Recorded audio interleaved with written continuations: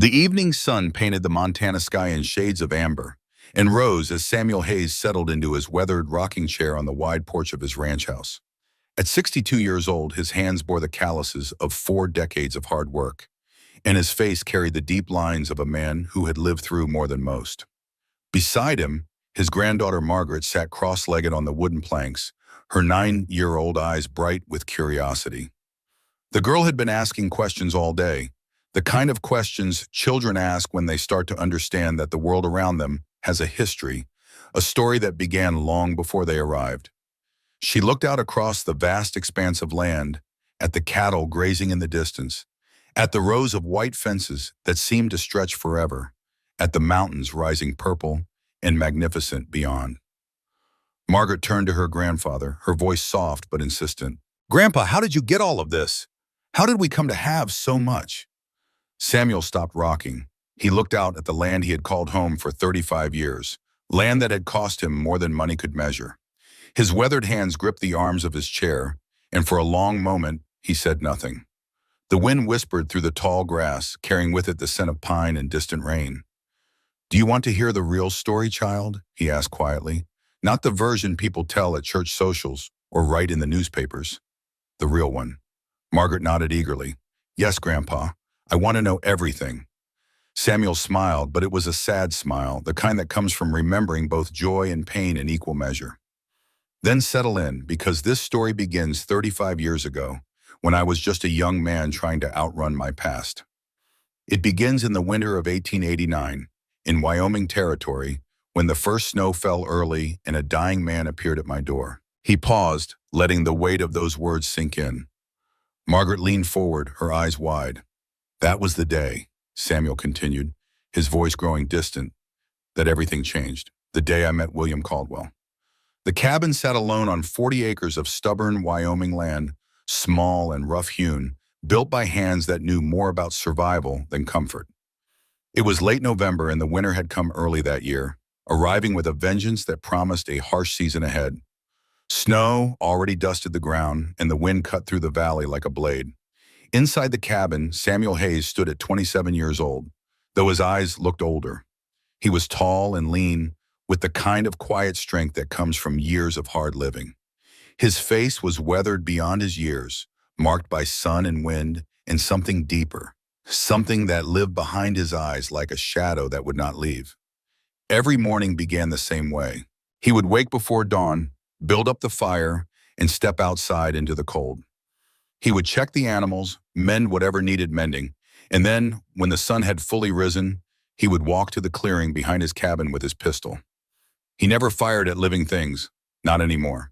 Instead, he set up targets, old tin cans and pieces of wood, and he practiced. His draw was still lightning fast, his aim still true.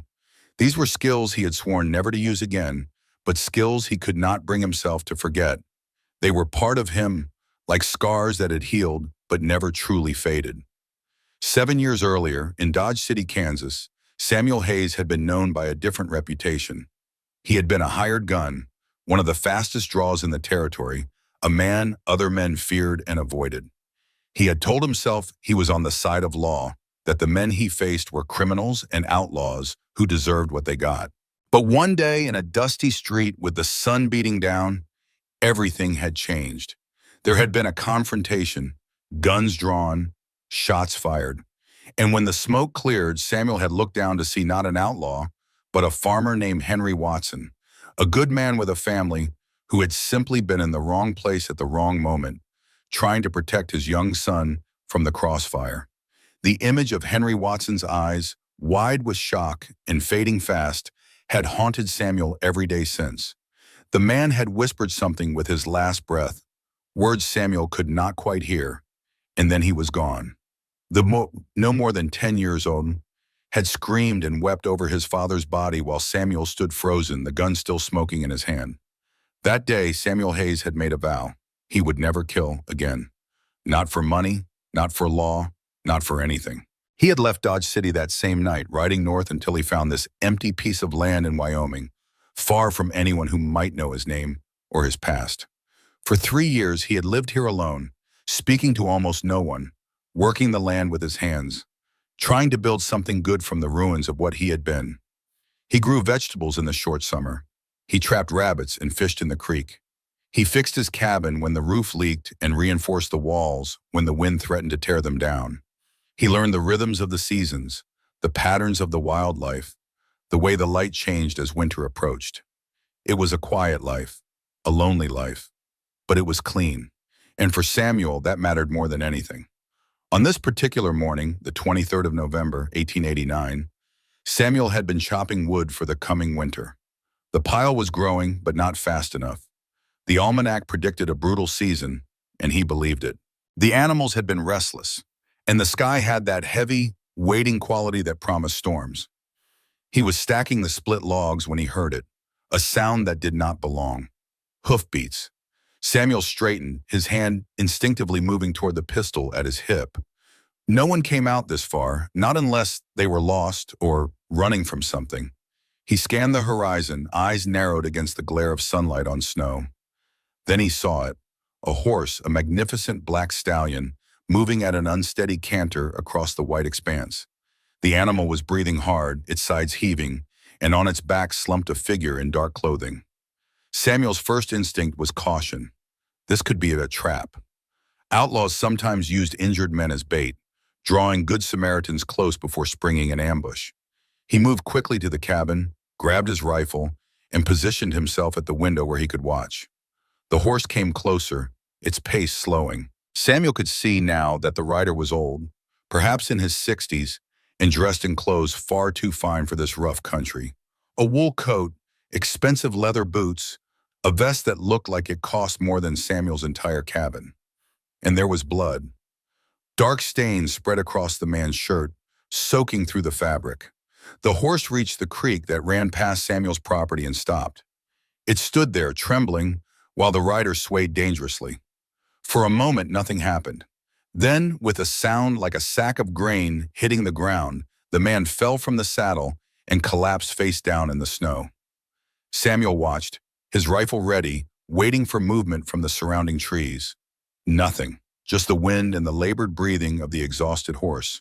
After a full minute, he made his decision. He stepped out of the cabin, rifle in hand, and approached slowly. The man lay motionless, his face pressed into the snow, one arm stretched out as if reaching for something that was not there. Blood pooled beneath him, stark red against the white ground. Samuel knelt beside him, keeping his rifle close. "Sir," he said firmly, "can you hear me?" The man's head turned slightly. His face was weathered and distinguished, with a neat gray beard and sharp blue eyes that were now clouded with pain. His lips moved, forming a single word. Water. Samuel hesitated for only a moment. Then he made his choice. He set down his rifle and ran to the cabin, returning with a tin cup filled with cold water from his barrel. He knelt again and carefully lifted the man's head, bringing the cup to his lips. The man drank greedily, water spilling down his chin, his throat working with desperate swallows. When the cup was empty, he let his head fall back, gasping. "Thank you," he whispered. "I am sorry to trouble you." Samuel examined the wound. The man's vest and shirt were soaked with blood, and when Samuel carefully pulled the fabric aside, he saw the entry wound in the man's right side, just below the ribs. The bullet had gone clean through, but the exit wound in his back was angry and infected, the edges swollen and discolored. "You have been shot," Samuel said, stating the obvious. "How long ago?" "3 days," the man rasped. "Maybe 4. Hard to keep track." "Who shot you?" The man gave a weak, bitter laugh. "Men who wanted me dead before I could reach Denver. Men who knew I carried something valuable." Samuel looked at the expensive clothes, the fine horse, the quality of the man's boots. "Are you rich?" The man's eyes focused on Samuel's face with surprising intensity. "Does it matter? It might," Samuel said honestly. "Rich men have enemies, and those enemies might come looking." The man nodded slowly. "You are right to be cautious. My name is William Caldwell." Samuel's hands froze. The cloth he had been using to examine the wound fell into the snow. He stared at the man before him, his mind racing. Everyone in Wyoming Territory knew the name William Caldwell. He was the largest landowner between the Missouri River and the Rockies, a man who owned 6 of the biggest cattle ranches in the region. People spoke his name with a mixture of respect and awe. Some said he was worth more than $2 million, a fortune almost unimaginable to men like Samuel. And now he was bleeding to death in the snow outside Samuel's cabin. "You are William Caldwell," Samuel repeated, his voice flat with shock. "The William Caldwell." The man smiled faintly. "I see my reputation precedes me. And you are?" Samuel hesitated. "Samuel Hayes." Something flickered in William's eyes, something like recognition, but he said nothing. Instead, he tried to lift his head, failed, and fell back with a groan of pain. Samuel's mind worked quickly. This man would die without help. The wound was badly infected, and 3 days without proper treatment meant fever and blood poisoning were already setting in. Samuel had some medical knowledge, picked up from an army doctor he had known years ago, but it was basic at best. Still, he could not leave a man to die. Not again. Not after Henry Watson. The decision crystallized in his mind with sudden clarity. This was his chance, not for wealth or reward, but for redemption. He had taken a life through carelessness and violence. Now he could save one through care and mercy. "I'm going to get you inside," Samuel said. "This will hurt." William nodded weakly. "I trust you." It took nearly an hour. Samuel half dragged, half carried the older man across the snow and into the cabin. William cried out several times, his face going gray with pain, but he did not lose consciousness. When they finally reached the bed, Samuel lowered him onto the rough blankets as gently as he could. The cabin's interior was simple but clean. One room with a bed in the corner, a small stove for cooking and heat, a table with 2 chairs, and shelves lined with supplies. Samuel had little, but what he had was well maintained. He built up the fire until the room was warm, then set to work. He heated water, gathered what medical supplies he had, clean cloth, whiskey, a knife. William watched him with eyes that were growing increasingly glazed with fever. "This is going to hurt," Samuel said again. "A lot, I understand," William whispered. "Do what you must." Samuel cleaned the wound with heated water first, washing away the dried blood and dirt. William's jaw clenched, but he made no sound. Then came the whiskey, poured directly into the wound to kill infection. This time, William could not stay silent. He gasped, his back arching, his hands gripping the blanket so hard his knuckles turned white. Samuel worked quickly and efficiently. He had learned this from Dr. Marcus Webb, the Army surgeon who had once treated Samuel after a knife fight in Abilene. The doctor had been drunk most of the time, but he had known his craft and he had taught Samuel the basics. Clean the wound, stop the bleeding. Watch for fever. The bullet had gone through cleanly, which was fortunate. No fragments remained inside it to cause further infection, but the infection had already taken hold, spreading through the tissue around the wound. Samuel packed it with clean cloth soaked in whiskey and bound it tightly. When he was finished, William lay pale and trembling on the bed, his breathing shallow but steady. Samuel covered him with every blanket he owned and pulled the chair close to watch over him. As night fell, William drifted in and out of consciousness. Sometimes he muttered in his sleep, calling out names Samuel did not recognize. Margaret, Jonathan, Catherine. Once, he opened his eyes and looked directly at Samuel. "I know who you are," William said, his voice surprisingly clear despite the fever. "Samuel Hayes, the gunfighter from Dodge City." Samuel felt his blood run cold. "How?" William smiled faintly. "I make it my business to know things. And I knew Henry Watson. He was a friend of mine." The world seemed to tilt. Samuel gripped the arms of his chair, his voice barely a whisper. "I did not mean to kill him. It was an accident. I have lived with that guilt every day since." "I know," William said. "Henry knew it too. In the moments before he died, he asked someone to find you, to tell you he forgave you. He did not want you to carry that burden." Tears burned in Samuel's eyes, the first he had shed in 7 years.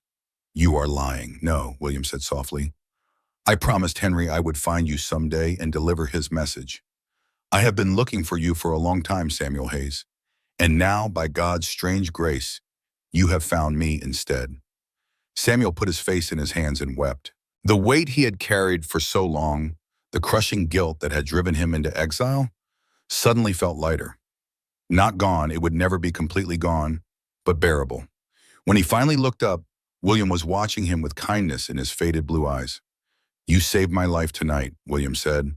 A man who did not have to, who had every reason to let me die and take what I carry. But you chose mercy instead. Henry was right about you. He said you were a good man who made one terrible mistake. I am not a good man, Samuel said roughly. Then prove me wrong, William replied. Help me survive the night, and tomorrow I will tell you why I came to find you. The night was long and difficult. William's fever climbed higher, and he thrashed in his sleep, burning hot to the touch. Samuel changed the bandages twice, each time finding more blood seeping through.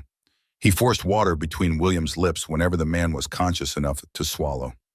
Near midnight, William's fever broke. He opened his eyes, clearer now, and looked around the cabin as if seeing it for the first time. You live here alone? He asked. Yes. No wife? No family? Samuel shook his head. I have been alone for 3 years. William was silent for a moment. That is a lonely way to live. It is what I deserve. No, William said firmly, with more strength than Samuel expected. It is what you have chosen. There is a difference. The old man tried to sit up, winced, and fell back. Samuel moved to help him, propping him up with folded blankets.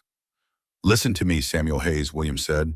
I do not have much time, and there are things I need to say, things I need to do. You need to rest. I need to talk. William's eyes were intense now, fever bright but focused. I am dying. This wound, it is worse than you think. The infection has spread too far. I can feel it inside me, burning. Samuel started to protest, but William raised a hand to stop him. I have no illusions about my fate. I have perhaps 2 days, maybe 3 if I am fortunate. And in that time, I must set certain things in order. What things? William looked at him for a long moment. I have no children, Samuel. My wife Margaret died 20 years ago, giving birth to our son Jonathan.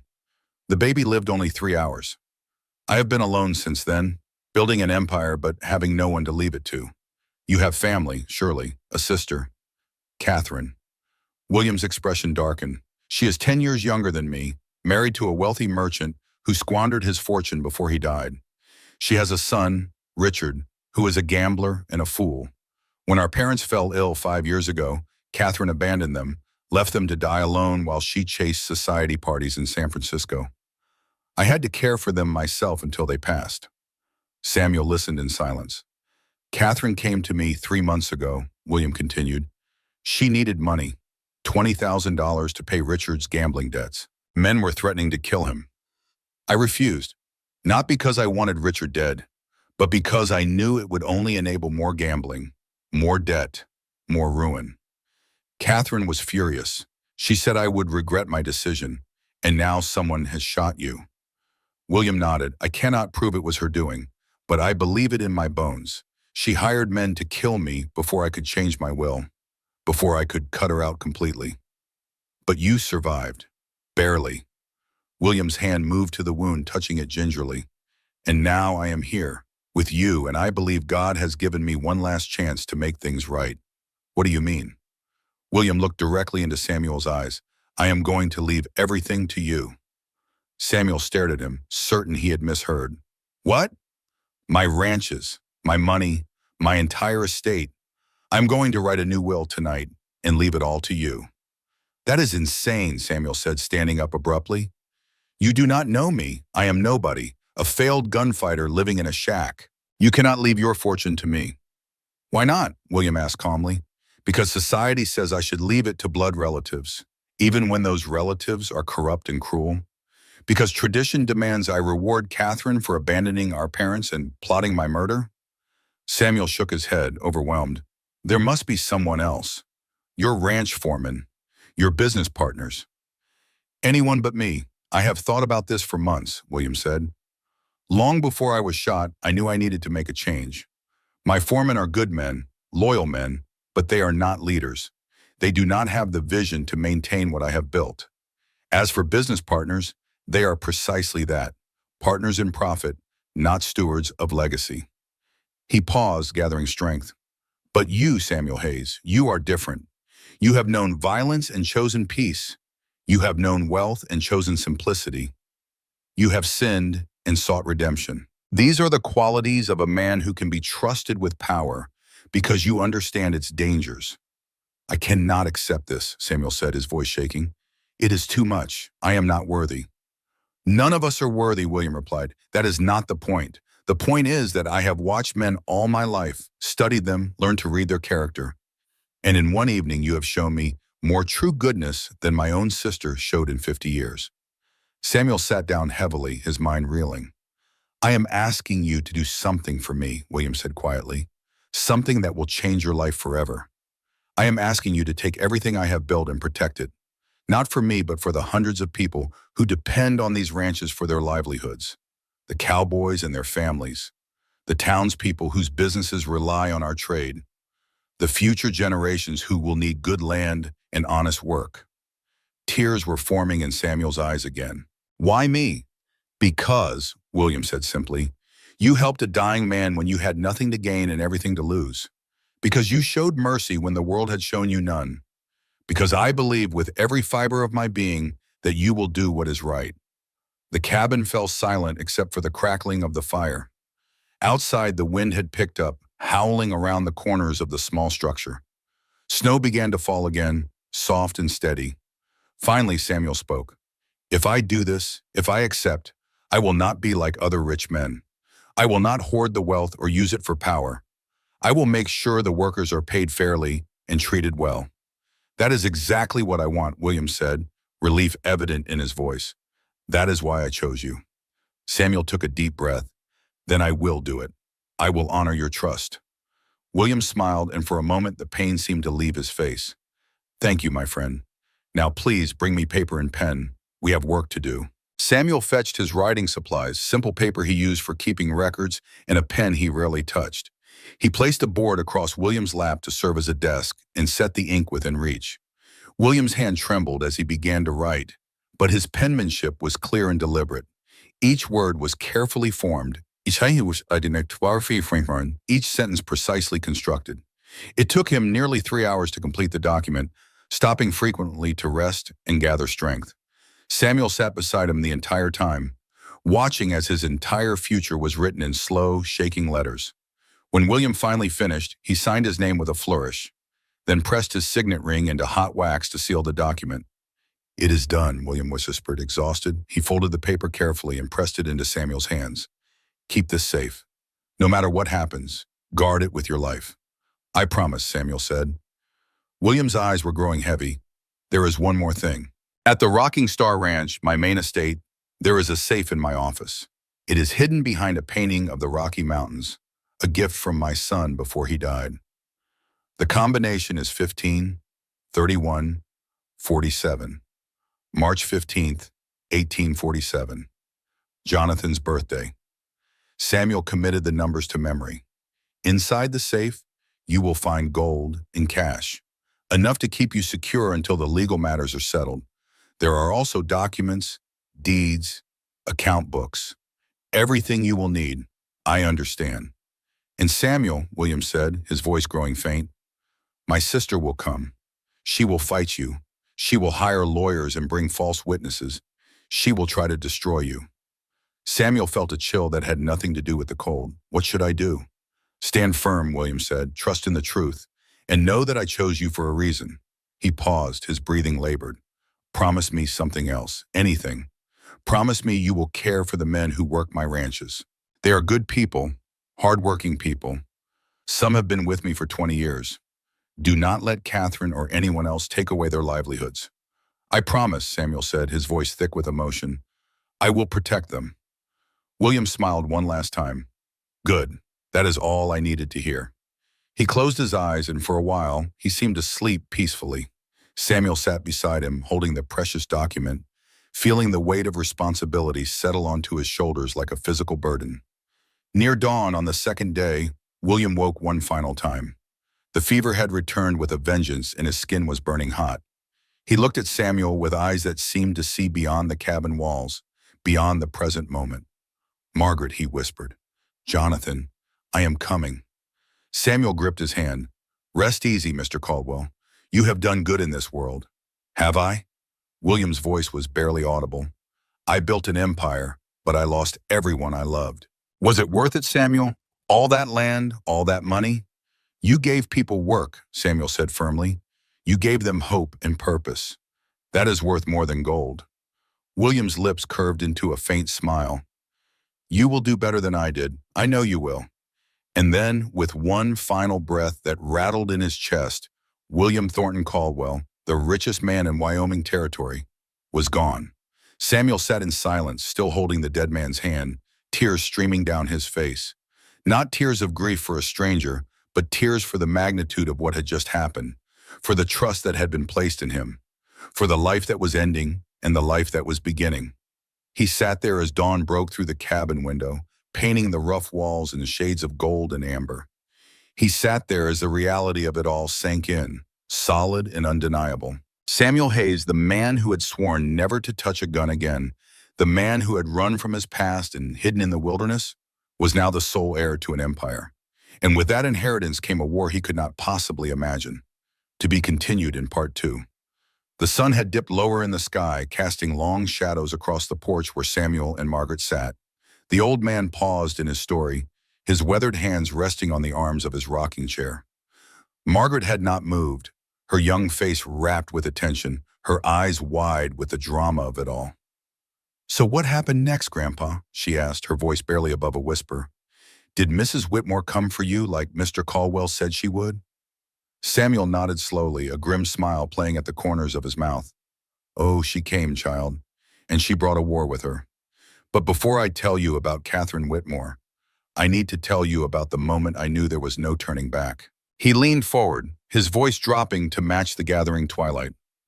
"It was the day I rode into Laramie on William's black stallion, carrying news that would shake the entire territory. That was the day I stopped being Samuel Hayes the hermit and became Samuel Hayes the target." Margaret shivered despite the warm evening air. "Tell me, Grandpa. Tell me everything." Samuel settled back in his chair, his eyes distant, seeing not the Montana ranch before him, but the snowy streets of a Wyoming town 35 years gone. The morning after William Caldwell died, Samuel stood in his cabin and stared at the body on his bed. He had covered the old man with his best blanket, the one his grandmother had made before she passed, and now William lay peaceful and still, his lined face relaxed in death. Samuel had not slept. He had spent the entire night sitting in his chair, holding the folded will, trying to comprehend what it meant. Samuel saddled his own aging mare, tucked the will safely inside his coat, and began the 20-mile ride to Laramie. The journey took 3 hours through deepening snow. The landscape was harsh and beautiful, endless white plains broken by dark stands of pine and the occasional frozen creek. Samuel had made this trip only a handful of times in 3 years, always for supplies, always speaking to as few people as possible. But today would be different. Today he would have to speak to many people, answer many questions, and step fully into a world he had spent years avoiding. As he crested the final ridge and looked down at Laramie, Samuel felt his stomach tighten with apprehension. The town sprawled below him, wood buildings clustered along muddy streets, smoke rising from 100 chimneys. It was mid-morning, and the town was bustling with activity despite the cold. He rode slowly down the main street, leaving midnight behind him. People turned to stare. A few recognized the distinctive black stallion, and their eyes widened with alarm. Whispers began to spread like wildfire. "That is William Caldwell's horse. Why does that stranger have it? Where is Mr. Caldwell?" Samuel guided his mare directly to the sheriff's office, a squat building near the center of town. He tied both horses to the hitching post and walked inside, his boots heavy on the wooden floor. Sheriff Daniel Crowley looked up from his desk, a burly man in his 50s with a thick mustache and sharp eyes. He took one look at Samuel's grim face and stood up quickly. "What happened?" Crowley demanded.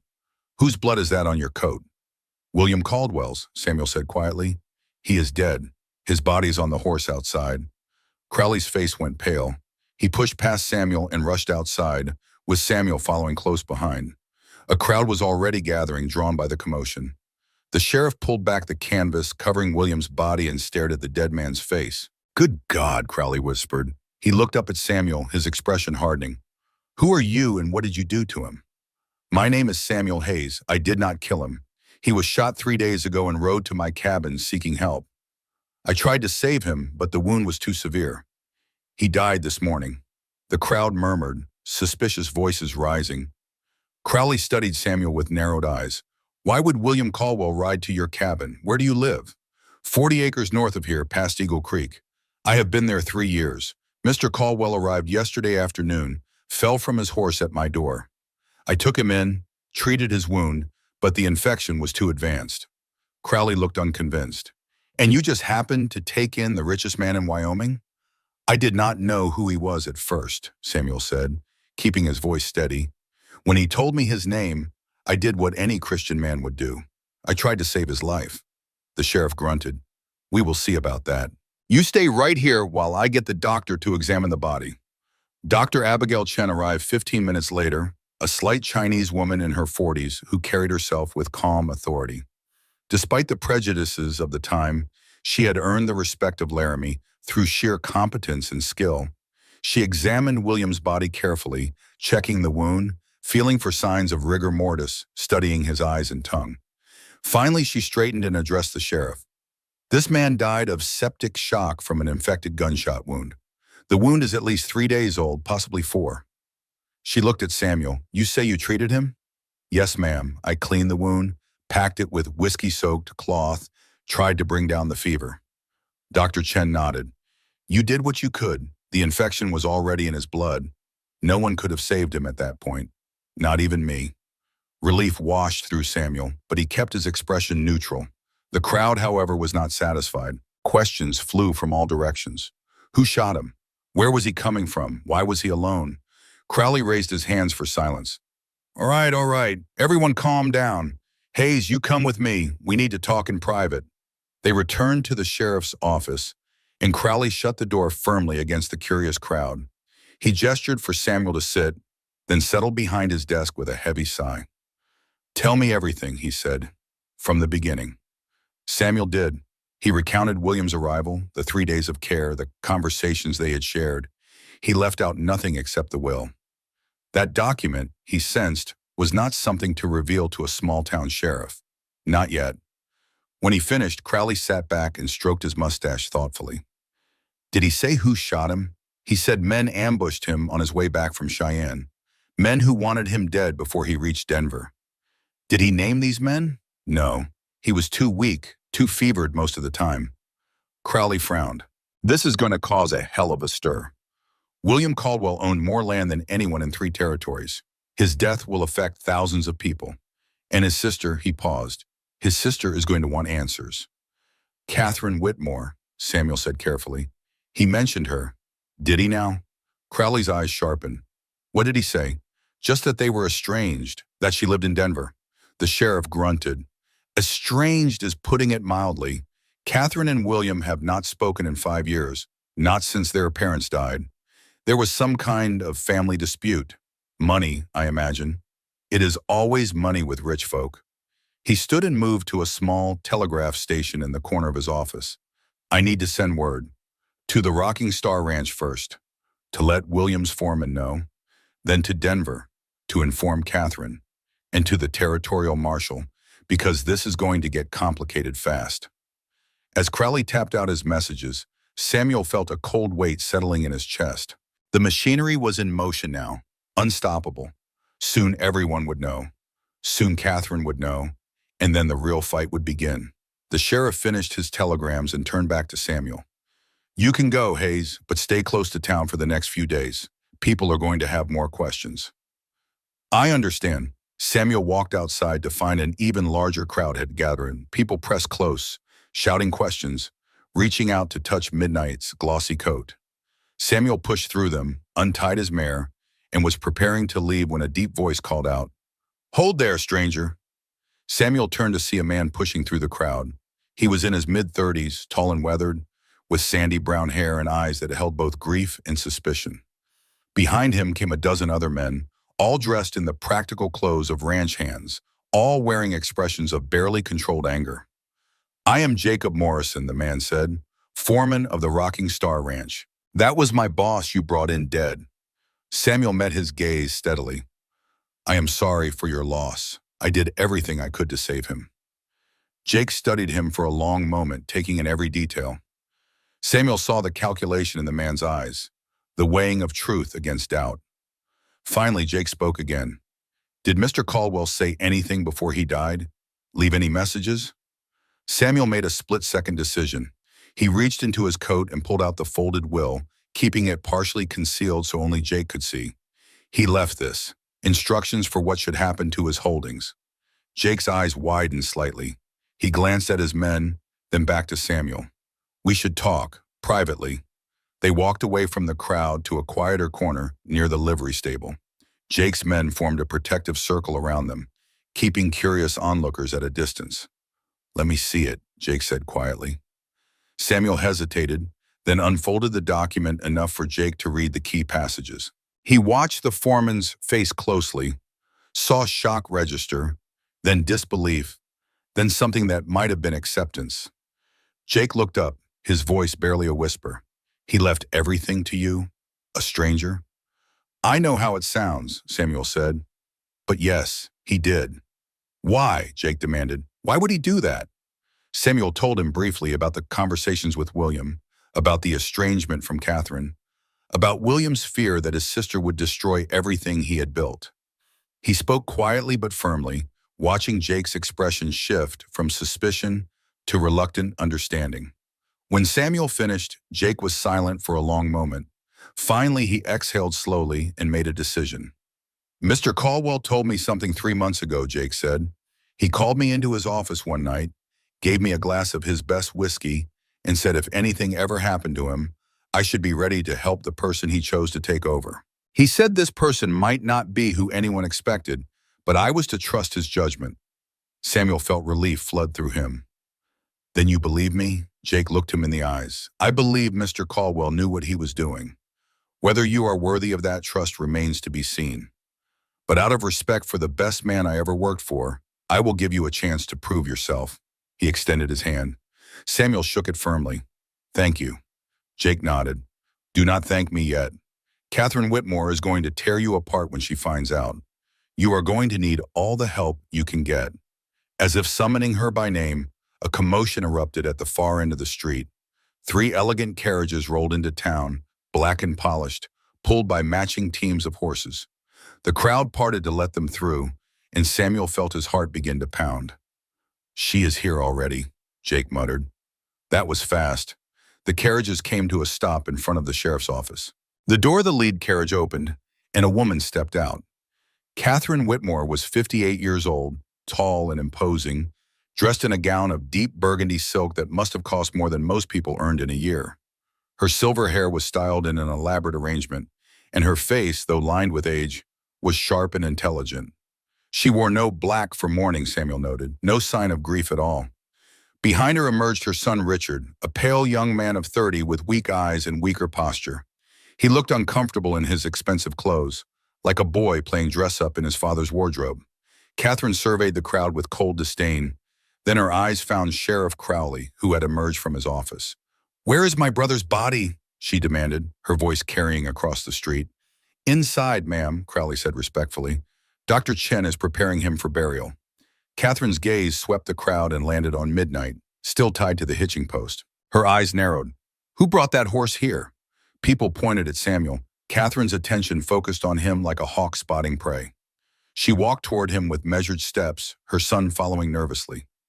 "You," she said, stopping directly in front of Samuel. "You are the one who claims my brother died in your care?" "He did die in my care," Samuel replied calmly. "But I did not claim it.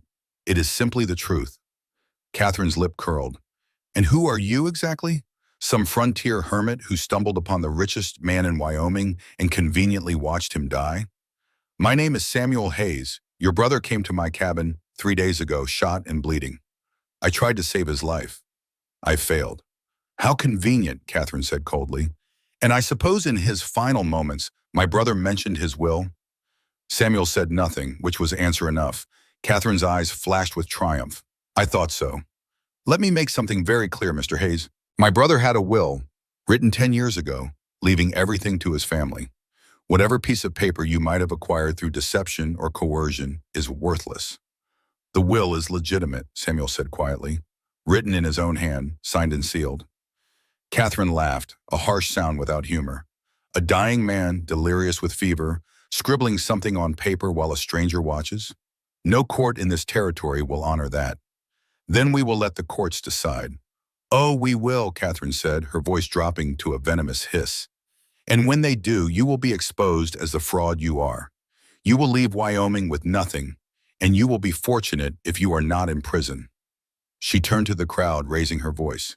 This man is a charlatan and possibly a murderer. My brother would never leave his life's work to a complete stranger. I will prove this in court, and I will see justice done. The crowd murmured uncertainly. Some looked at Samuel with suspicion, others with sympathy. Jake stepped forward, positioning himself beside Samuel. Mr. Caldwell was a good judge of character, Jake said loudly. If he chose Mr. Hayes, he had his reasons. You work for me now, Catherine snapped at Jake, or you will be looking for employment elsewhere. Jake's jaw tightened, but he did not back down. I work for Mr. Caldwell's estate. Until the courts decide otherwise, that means I take my orders from Mr. Hayes. Catherine's face flushed with anger. We will see about that. She spun on her heel and marched back to her carriage. Richard scurried after her, glancing back at Samuel with an expression that might have been pity or fear or both. As the carriages rolled away, Samuel let out a breath he had not realized he was holding. Jake put a hand on his shoulder. Welcome to the fight, Jake said grimly. It is going to get a lot worse before it gets better. William Caldwell's funeral was held on a gray afternoon with snow falling softly from a leaden sky. More than 300 people attended, filling the small church in Laramie to overflowing. Cowboys from all 6 ranches came, along with townspeople, business associates, politicians from Cheyenne, and curious onlookers who simply wanted to say they had been there. Samuel stood near the back, uncomfortable in a borrowed black suit that was slightly too large for him. He had never felt more out of place in his life. These were William's people, his world, and Samuel was an intruder. But Jake had insisted he attend, and Jake had been right. If Samuel was going to claim William's inheritance, he needed to show his face, meet the people who would be looking to him for leadership. Catherine sat in the front row with Richard, her back rigid, her face a mask of composed grief. She had not looked at Samuel once since entering the church. The service was simple but dignified. The pastor spoke of William's generosity, his fairness as an employer, his devotion to the land. He mentioned William's late wife Margaret and their son Jonathan, who had died in the Civil War at Gettysburg. He spoke of loss and legacy, of the mark a man leaves on the world. When it was over, they carried William's coffin to the cemetery on the hill overlooking town. The crowd followed in a somber procession. At the graveside, the pastor read from Scripture, while snowflakes drifted down to rest on the polished wood. As the coffin was lowered into the ground, Samuel saw Catherine pull a white handkerchief from her purse and dab at her eyes. But when she lowered the handkerchief, her eyes were drawn in hardened flint. After the burial, people gathered at the town hall for food and remembrance. Samuel tried to slip away, but Jake caught his arm. You need to meet the other foremen, Jake said. They need to see you are real, that you are serious about this. Reluctantly, Samuel allowed himself to be led to a corner where 5 men waited. Jake introduced them one by one. Thomas Weber from Thunder Ridge Ranch, a stern German immigrant with iron gray hair. Miguel Santos from Silver Valley, a weathered Mexican vaquero with kind eyes. Henry Blackstone from Iron Creek, a former Union soldier missing 2 fingers on his left hand. Josiah Chen from Eagle's Rest, a slender Chinese man with a quiet dignity. And Frank O'Malley from Double Diamond, a burly Irishman with a booming laugh that seemed out of place at a funeral. These men, Jake explained, manage the day-to-day operations of Mr. Caldwell's ranches. Between them, they oversee nearly 200 workers and their families. Samuel shook each man's hand, feeling the weight of their scrutiny. These were not men easily fooled or impressed. They had worked with William Caldwell for years, decades in some cases. They knew his character, his methods, his values. Come on. Hayes, Thomas Weber said in his thick accent, we hear strange stories about you, that you are a hermit, that Mr. Caldwell chose you over his own blood. Why should we trust you? Samuel met his gaze directly. I cannot give you a reason to trust me. Not yet. I can only tell you what I told Mr. Caldwell. I will treat your men fairly, pay them well, and protect their livelihoods. Beyond that, you will have to judge me by my actions, not my words. Weber grunted. At least you are honest. That is more than most rich men manage. What do you know about running a cattle ranch? Miguel Santos asked. Nothing, Samuel admitted. I will need to learn, quickly. The honesty seemed to surprise them. Frank O'Malley let out a bark of laughter. Well, by God, at least you are not pretending to know everything. That is a start. Henry Blackstone leaned forward. There is something you need to understand, Mr. Hayes. Catherine Whitmore is going to come at you with everything she has.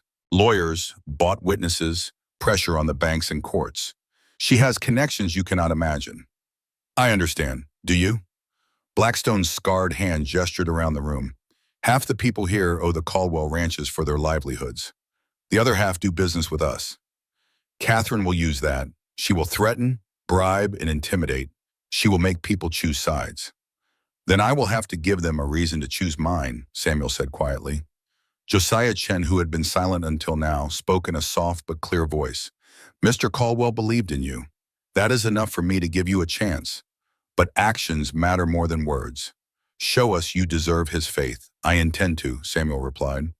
The conversation was interrupted by a commotion near the door. People were turning, whispering. Samuel looked up to see Catherine Whitmore entering the hall with Richard and a distinguished-looking man in an expensive suit. That is Silas Blackwood, Jake muttered. The most ruthless lawyer in the territory. He has never lost an inheritance case. Catherine swept through the room, Blackwood at her side, until she reached the center where the crowd could see and hear her clearly. She raised her voice, projecting it to every corner. Friends and neighbors, she began, her tone dripping with false warmth. I want to thank you all for coming today to honor my dear brother William. He was a great man, and his loss leaves a terrible void in our community. She paused for effect, dabbing at her dry eyes again. It pains me to bring up business matters at such a time, but I feel you all deserve to know the truth. My brother's estate has been compromised by a fraudulent claim. A stranger, a man none of us know, has produced a document he claims gives him ownership of everything William built. The crowd murmured. Catherine continued, I have engaged Mr. Blackwood here to challenge this fraud in court. We will prove that this so-called will was obtained through deception, that my brother was not in his right mind when he supposedly wrote it, and that the rightful heirs, his family, deserve what is ours by blood and law. Samuel felt the eyes of the room turning toward him, some hostile, some curious, some sympathetic. He wanted to respond, to defend himself, but Jake's hand on his arm stopped him. Not here, Jake whispered. Not now. Let her talk. Words are cheap. The courts will decide. Catherine was finishing her speech. I promise you all that when this matter is resolved, when the Caldwell estate is returned to its rightful owners, we will ensure that business continues as usual. No one will lose their jobs or their contracts. She looked directly at Samuel for the first time. As for the impostor, I am confident justice will be served, swiftly and completely. With that, she turned and swept out of the hall, Blackwood and Richard trailing behind her. The room erupted in conversation. Jake turned to Samuel. You need to get a lawyer. A good one, and fast. Do you know anyone? Jake nodded slowly. There is someone. Abigail Hartford. She practiced law in Boston before moving out here 5 years ago. She is tough, smart, and she does not back down from anyone. A woman lawyer? Samuel asked, surprised. The best one in the territory, Jake said firmly, and she hates Silas Blackwood. They have faced off twice in court. She won once, he won once. She will want the tiebreaker. Then let us go see her. The office was small but immaculate, tucked above a dry goods store on Laramie's main street. Books lined every wall, legal texts and case studies stacked in neat rows. Behind a polished oak desk sat a woman in her early 40s, her dark hair pulled back severely, her gray eyes sharp and assessing behind wire-rimmed spectacles. Abigail Hartford listened in silence as Samuel told his story, showing her the will, describing his interactions with William. She asked pointed questions, taking notes in a precise hand. When Samuel finished, she sat back and steepled her fingers. This is going to be very difficult, she said bluntly. Catherine has resources, connections, and public sympathy on her side. You are an unknown quantity, and people do not like unknowns when large fortunes are involved. Can you win? Samuel asked. Abigail smiled slightly. I do not accept cases I cannot win, Mr. Hayes, but I need you to understand what you are facing. Catherine will attack your character, your history, every aspect of your life. She will dig up everything about you, including, she paused, your past as a gunfighter. Samuel's throat tightened. You know about that? I make it my business to know about my clients. You were Samuel Hayes of Dodge City, fast draw, hired gun, involved in at least 15 shootings. And then there was the incident with Henry Watson. Samuel looked down at his hands. That is why I left. Why I have been trying to live a different life, Abigail nodded. Here's what I am going to tell you, Mr. Hayes. Your past will come up. There is no avoiding it, but we can use it to our advantage. How? We show the jury that you are a man who faced his demons and chose redemption. We show that William Caldwell, one of the wisest men in Wyoming, saw that in you and trusted you with his life's work. We turn your past from a liability into proof of your character. Samuel met her eyes. Can you really do that? Abigail smiled, and this time it reached her eyes. Mr. Hayes, I have built my career on doing things people said could not be done. Being a female lawyer in Wyoming territory is proof enough of that. She stood and extended her hand. I will take your case. My fee is 25% of any settlement or inheritance you receive, payable only if we win. Samuel shook her hand. Then let us begin. That night, Samuel was staying in a small room above the Silver Dollar Saloon, one of the few places in Laramie that would rent to a stranger without references. He was lying on the narrow bed, trying to process everything that had happened, when he heard shouting from outside. He moved to the window and looked down at the street. A crowd had gathered, perhaps 30 men, all carrying torches. At their head stood a scarred man with a face like weathered leather and eyes like chips of obsidian. Samuel Hayes, the man bellowed. Come out here! Samuel grabbed his gun belt, strapped it on, and descended the stairs. The saloon had emptied, everyone going outside to see what would happen. Samuel pushed through the swinging doors and stepped onto the wooden sidewalk. I am Samuel Hayes, he said calmly. What do you want? The scarred man grinned, revealing broken teeth. Name's Garrett Moss. Mrs. Whitmore hired me and my boys to deliver a message. What message? Moss stepped closer, his hand resting casually on his pistol. Leave Wyoming, tonight. Take whatever money you have and disappear. Do that, and you get to keep breathing. And if I refuse, then tomorrow your cabin burns to the ground. The next day, maybe the Rocking Star loses a barn. The day after that, accidents start happening to people who support you. Jake Morrison, for instance. Be a shame if he had a riding accident. Samuel felt cold rage building in his chest, but he kept his voice level. I am not leaving, and if you threaten anyone else, I will make sure the law deals with you. Moss laughed. The law? Boy, out here, the law belongs to whoever has the most money, and that sure as hell ain't you. Not yet, anyway. He spat in the dirt near Samuel's feet. You got 24 hours. After that, things get ugly.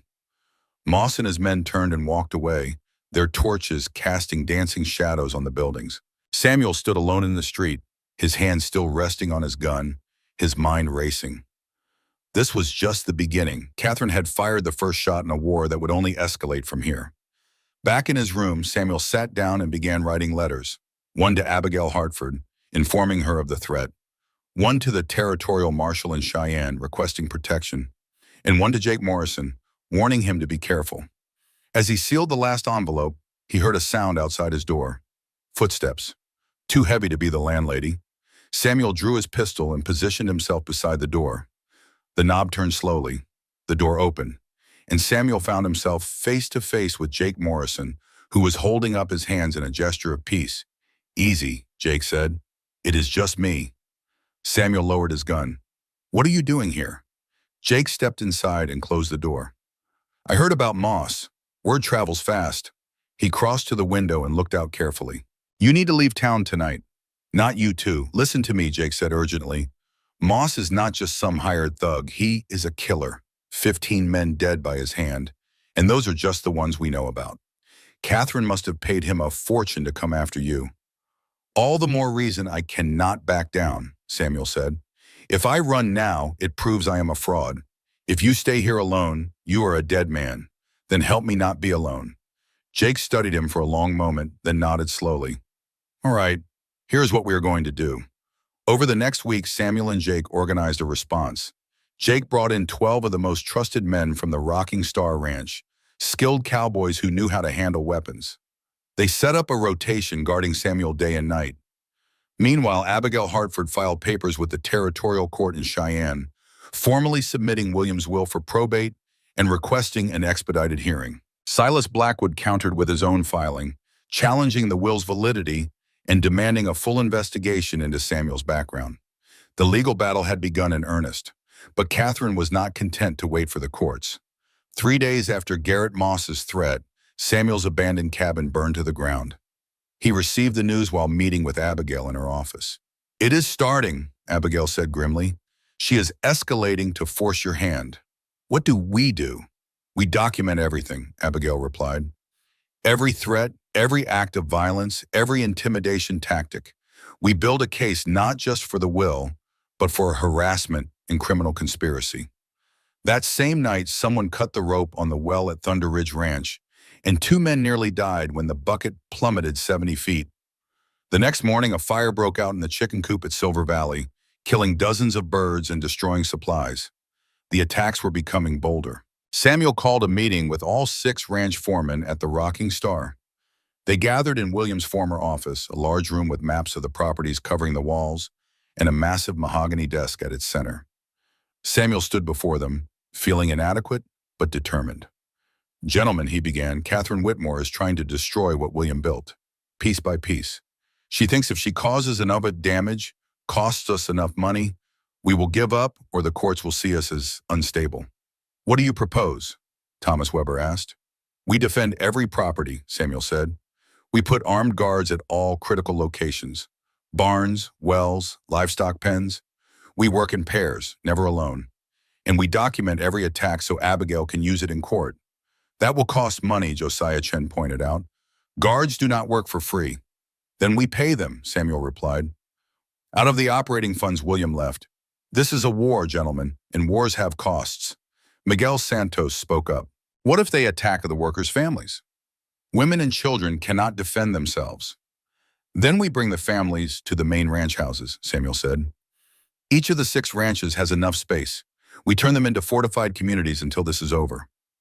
The foremen looked at each other, impressed despite themselves. Samuel was thinking like a leader, making hard decisions, protecting his people. Jake spoke up. "There is one more thing we need to consider. Catherine will try to turn people against us. She will spread rumors, buy off suppliers, pressure the banks. We need to shore up our relationships in town." Samuel nodded. "Then I will start visiting every business owner who deals with the ranches. I will look them in the eye and ask for their continued support." "And if they refuse?" Frank O'Malley asked. "Then we find new suppliers," Samuel said simply. "We adapt, we survive." That is what William would have done. The foreman exchanged glances again.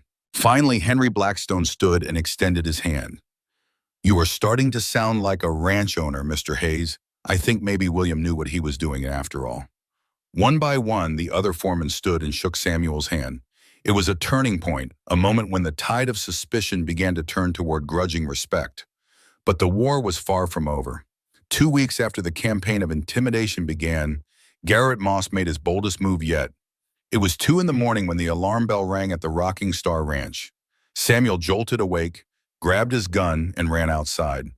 The main house was a large 2-story structure with a wraparound porch, and from there he could see the entire compound. Torches were approaching from the south, at least 40 of them, carried by riders on horseback. They were coming fast, and as Samuel watched, he heard the first gunshots. Jake appeared beside him, rifle in hand. "Moss," he said grimly. "He brought an army." "How many men do we have here?" 25, maybe 30, if we count the household staff." Jake's jaw tightened. "We are outnumbered, but we have the high ground and better cover." "Then we use it," Samuel said. "Get everyone to their positions. Tell them to fire only when they have clear shots. We conserve ammunition." As Jake rushed off to organize a defense, Samuel felt time slow down. This was the moment he had dreaded, the moment when his past and present collided. He had sworn never to kill again, but now he might have no choice. The riders reached the outer fence and dismounted, taking cover behind water troughs and equipment sheds. Muzzle flashes lit the darkness as they began firing at the ranch house. Samuel and his men returned fire, carefully aimed shots from windows and defensive positions. The battle was loud and chaotic, smoke filling the air, bullets whining through the darkness. Then Samuel saw him. Garrett Moss, unmistakable with his scarred face, breaking away from the main group and heading toward the horse barn. If the barn burned, they would lose their most valuable animals and their ability to transport anything. Samuel made a decision. He vaulted over the porch railing and ran across the open ground, bullets kicking up dirt around his feet. He reached the barn just as Moss disappeared inside. Samuel followed, his gun drawn. The barn was dark except for thin slices of moonlight through the gaps in the boards. He could hear the horses shifting nervously in their stalls, smell the hay and leather and fear. Moss's voice came from the shadows. Well, well, Samuel Hayes, the legendary gunfighter. I heard you were fast. I am not that man anymore, Samuel said, his gun moving as he tried to track the voice. Moss laughed. Once a killer, always a killer. You can hide in the wilderness all you want, but when push comes to shove, you will do what you are trained to do. I have not killed anyone in 7 years. Then tonight you break your streak. Moss stepped into a shaft of moonlight, his gun already drawn. Or maybe I break you instead. Samuel's hand moved faster than thought, pure instinct from years of practice. His shot rang out and Moss's gun flew from his hand, struck by the bullet before he could fire. Moss staggered back, staring at his empty, bleeding hand in shock. I could have killed you, Samuel said quietly, his gun still trained on Moss. But I chose not to, because killing does not solve anything. It just creates more pain. Moss looked up at him, something like respect in his brutal eyes. You really have changed, haven't you? I am trying. Outside, the gunfire had stopped. Samuel could hear Jake calling out that the attackers were retreating, falling back into the darkness. The defense had held. Samuel gestured with his gun. You are coming with me. You are going to tell the court who hired you and why. And if I refuse, then you are going to jail for attempted arson and assault. Your choice. Testimony might get you a reduced sentence. Silence will get you 20 years hard labor. Moss considered for a long moment, then nodded slowly. All right, I will talk. But you should know Catherine Whitmore does not give up easy. This is just the beginning. As Samuel led Moss outside, where Jake and his men were rounding up the other attackers, he felt a strange mixture of emotions. Relief that no one on his side had been seriously hurt. Satisfaction that he had defended what was his without killing. And a growing certainty that William Caldwell had been right to trust him. But Moss's words echoed in his mind. This is just the beginning. The real battle Samuel knew was yet to come. The years rolled by like seasons. Samuel turned 50, then 55. The ranches prospered. Elizabeth remained at his side, their love deepening with each passing year. Their daughter Sarah grew into a capable young woman who helped manage the schools. Their younger children thrived. But in 1917, when the United States entered the Great War, their son William, now 23 years old, enlisted in the army despite Samuel's protests. It is the right thing to do, Pa, William had said, his jaw set with determination that reminded Samuel painfully of himself. You taught me that. When something needs doing, you do it, even if it costs you. Samuel had held his son close, knowing he could not stop him. Then come back to us. That is all I ask. I promise, Pa. It was a promise William could not keep. October 1918. The telegram arrived on a gray autumn morning. Samuel took it from the messenger's hand, already knowing. His fingers trembled as he unfolded the yellow paper. Regret to inform you. 2nd Lieutenant William Hayes killed in action. Stop Battle of Belleau Wood, France. Stop June 6th, 1918 stop.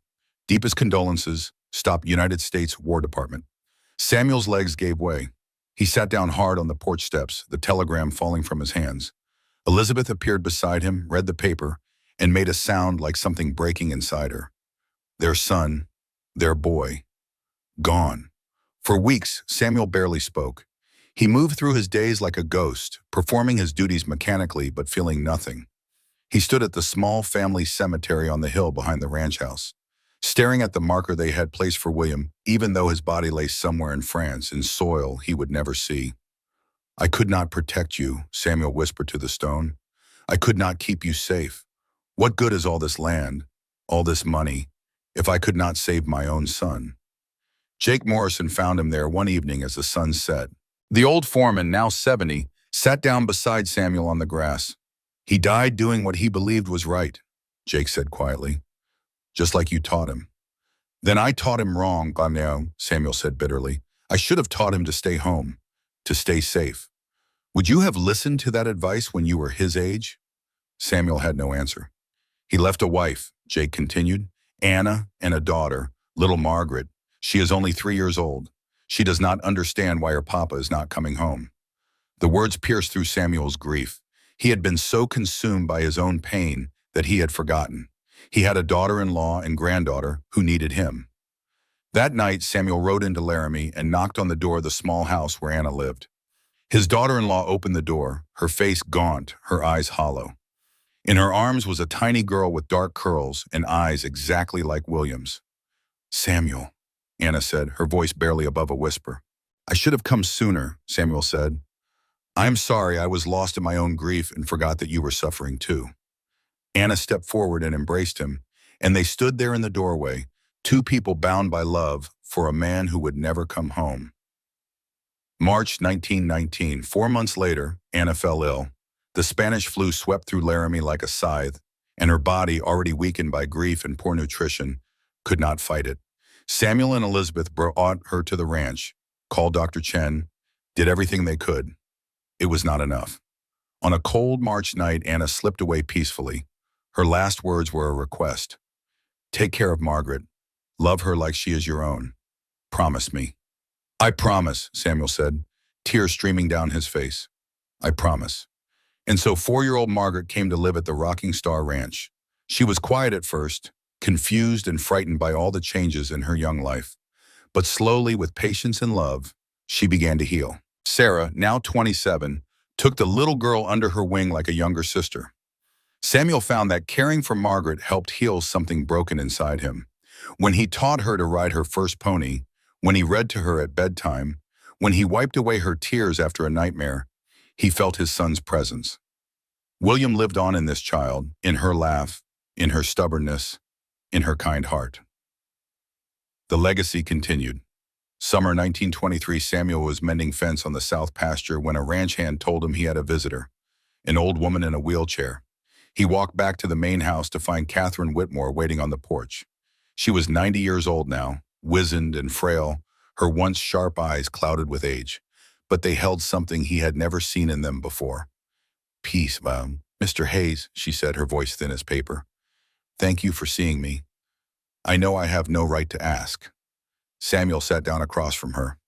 What brings you here, Mrs. Whitmore?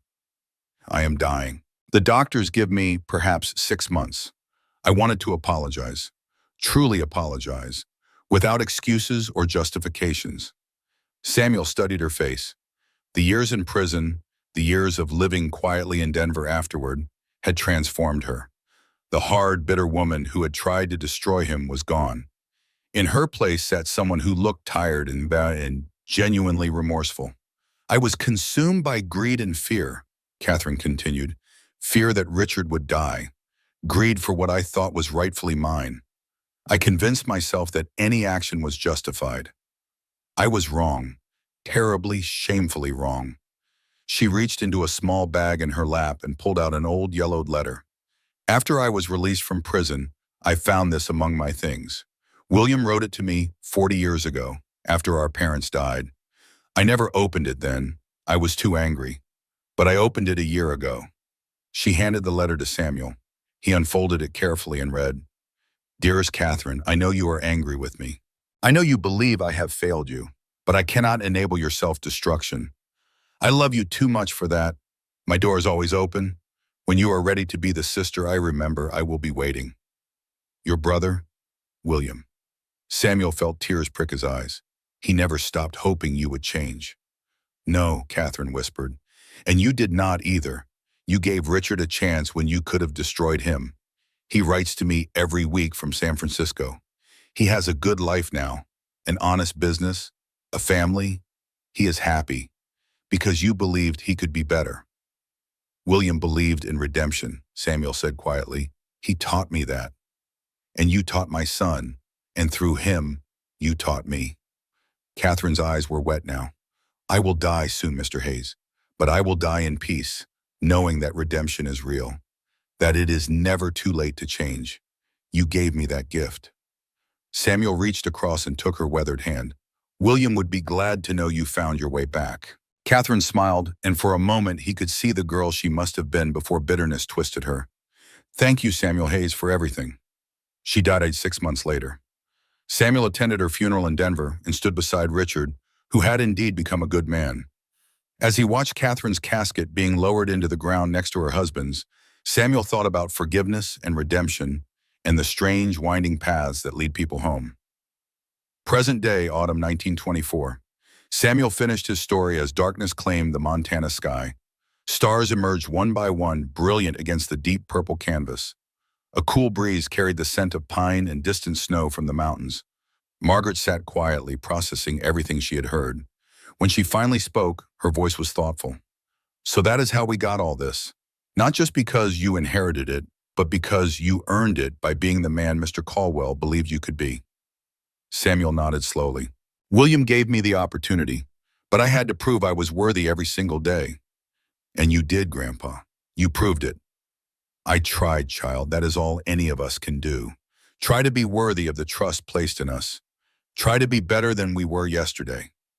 Margaret looked out at the land stretching away into darkness. "When I grow up and this is mine, I will remember everything you told me. I will take care of the people. I will be fair and kind.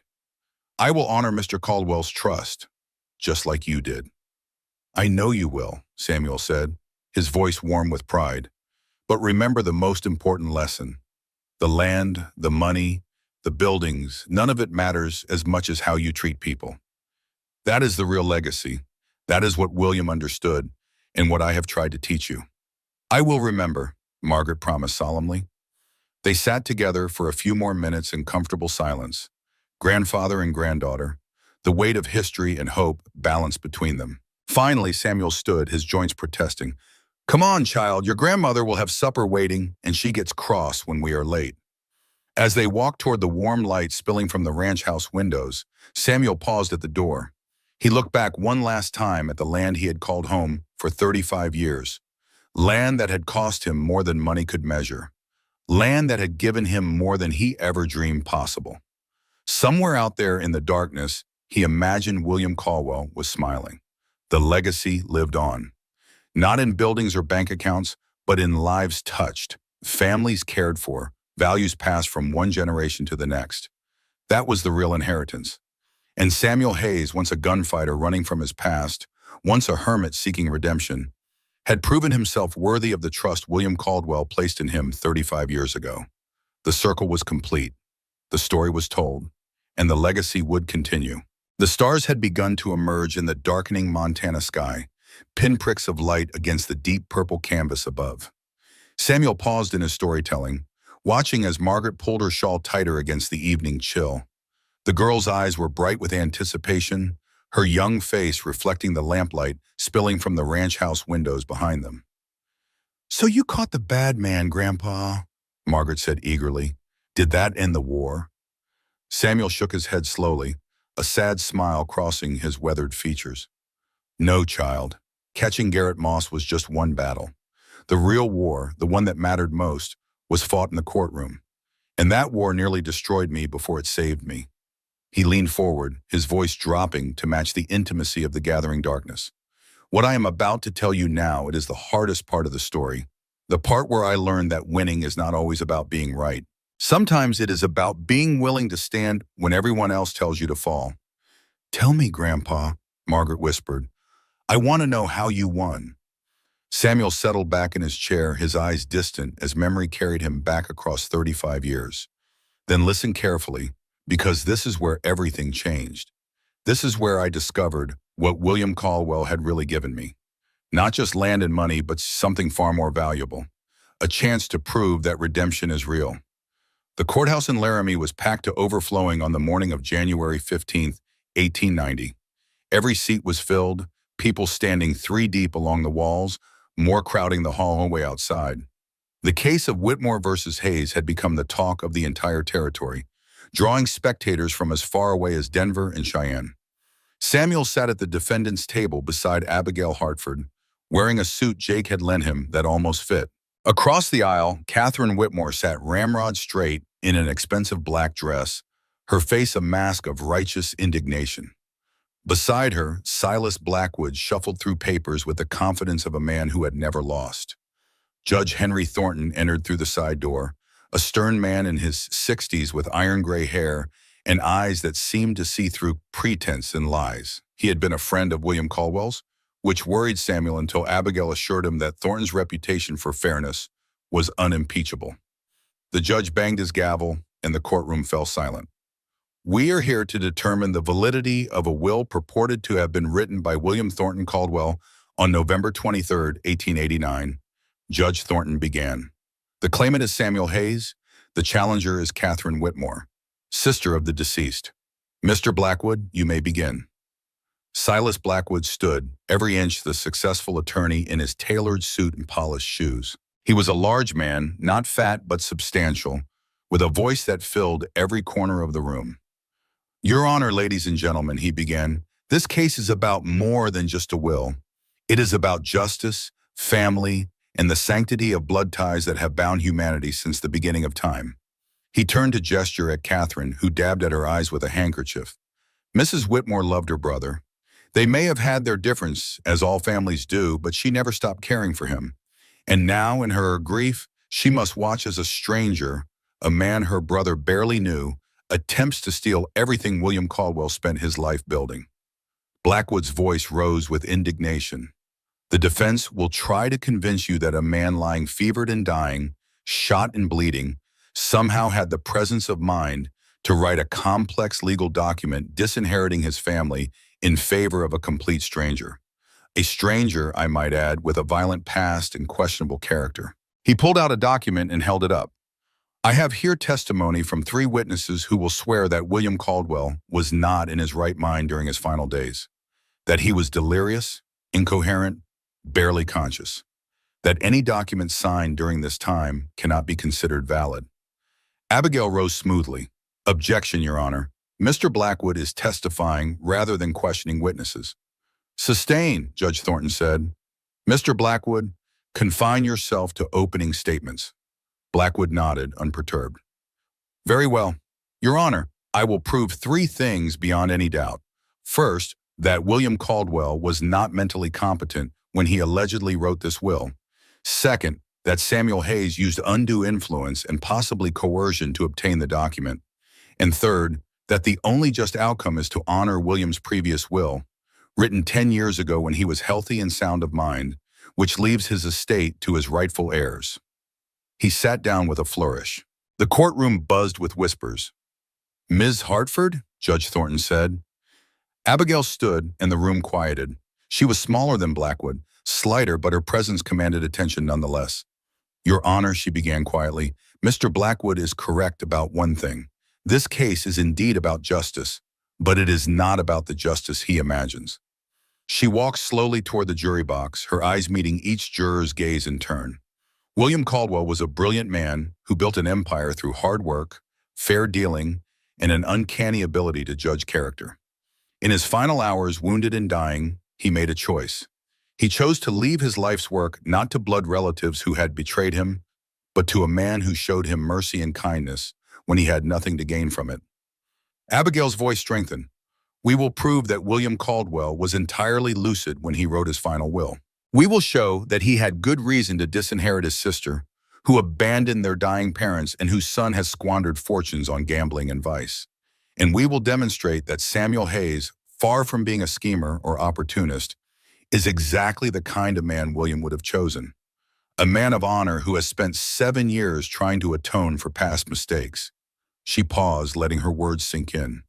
"The question before this court is simple. Do we honor the clearly stated wishes of a dying man, or do we allow his estranged sister to overturn those wishes out of greed? I trust this court will choose justice over convenience, truth over tradition." Abigail sat down. Samuel felt a surge of hope. She had done well, very well. "Mr. Blackwood," Judge Thornton said, "call your first witness." Blackwood stood with a confident smile. "The plaintiff calls Dr. Cornelius Shaw." A man in his 50s entered the courtroom, wearing a doctor's black bag slung over his shoulder and an air of professional authority. He took the stand and was sworn in. Dr. Shaw, Blackwood began, did you have occasion to examine William Caldwell in October of 1889? I did, Shaw replied smoothly. Mr. Caldwell came to my office in Laramie complaining of headaches and episodes of confusion. And what was your diagnosis? I determined that Mr. Caldwell was suffering from early-stage dementia, likely brought on by a series of small strokes. I advised him to settle his affairs and inform his family of his condition. The courtroom erupted in gasps. Samuel felt his stomach drop. Abigail leaned over and whispered urgently, "This is a lie. William never mentioned any doctor visits. I need time to investigate this man." In your professional opinion, Blackwood continued over the noise, would Mr. Caldwell have been mentally competent to write a complex legal document in late November? Absolutely not, Shaw said firmly. By that time, his condition would have deteriorated significantly. Any document signed then would be invalid. Blackwood smiled triumphantly. No further questions. Abigail rose for cross-examination, but Samuel could see the worry in her eyes. This testimony was damaging, potentially fatal to their case. Dr. Shaw, Abigail began, where is your medical practice located? In Laramie, they say, as I said, and yet there is no Dr. Cornelius Shaw listed in the Laramie Medical Directory. Shaw's face remained impassive. I practice privately, often traveling between towns. I am not always listed in every directory. Where did you attend medical school? The University of Pennsylvania. And when did you graduate? Shaw hesitated for just a fraction of a second. 1868, Abigail made a note. We will be checking these credentials, Dr. Shaw. She looked up sharply. Do you have your medical license with you? Shaw patted his pockets. I'm afraid I left it at my office. How convenient, Abigail said dryly. No further questions at this time, Your Honor, but I reserve the right to recall this witness. Judge Thornton nodded. The witness may step down. As Shaw left the stand, Samuel leaned close to Abigail. He is lying, is he not? Oh yes, Abigail whispered back, and I am going to prove it. But I need time. The rest of the morning proceeded with more damaging testimony. Blackwood called a store owner who claimed William had seemed confused when buying supplies in October. A ranch hand who said William had trouble remembering names. A banker who testified that William had asked the same question twice during a meeting. Each piece of testimony was small, perhaps insignificant on its own, but together they painted a picture of a man whose mental faculties were failing. By the time court recessed for lunch, Samuel felt defeated. Outside the courthouse, Jake pulled Samuel aside. I sent a telegram to Patrick Malone, the private investigator I told you about.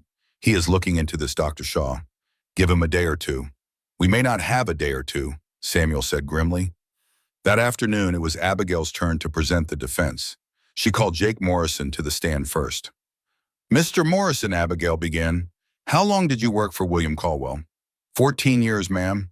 And in those 14 years, particularly in the last few months of his life, did you notice any signs of mental deterioration? None whatsoever, Jake said firmly. Mr. Caldwell was sharp as ever right up to the end.